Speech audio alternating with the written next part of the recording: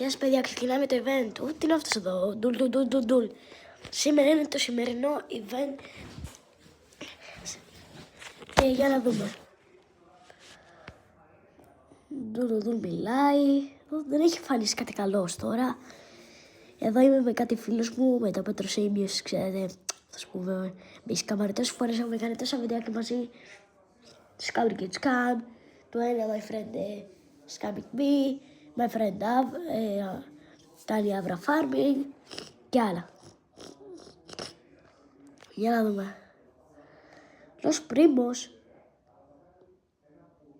Εντάξει.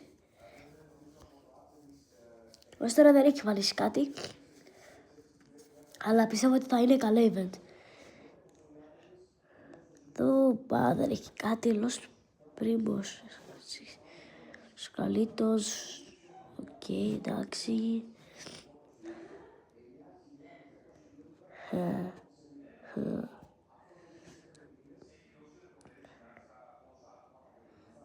Οκ, ως τώρα δεν έχει βάλει κάτι καλό. Τίποτα καλό. Ξέρετε, είμαι ένα από τα καλύτερα παιδιά στην Ελλάδα. Στο Στρέμπρέρο.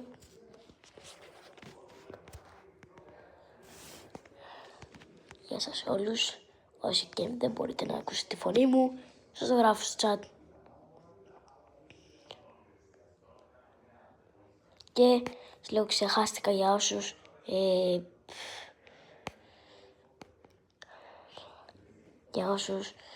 δεν μπορούν να ακούσουν τη φωνή μου για κάποιο λόγο, κάτι έχουν απολογοποιήσει, έχουν μικρό ήχο, το έχουν χαμηλώσει full. Υπάρχουν κάποιοι άνθρωποι που το κάνουν αυτό. Πάει.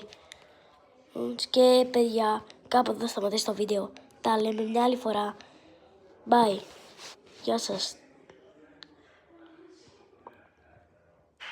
Τα λέμε σε ένα άλλο βίντεο. Bye.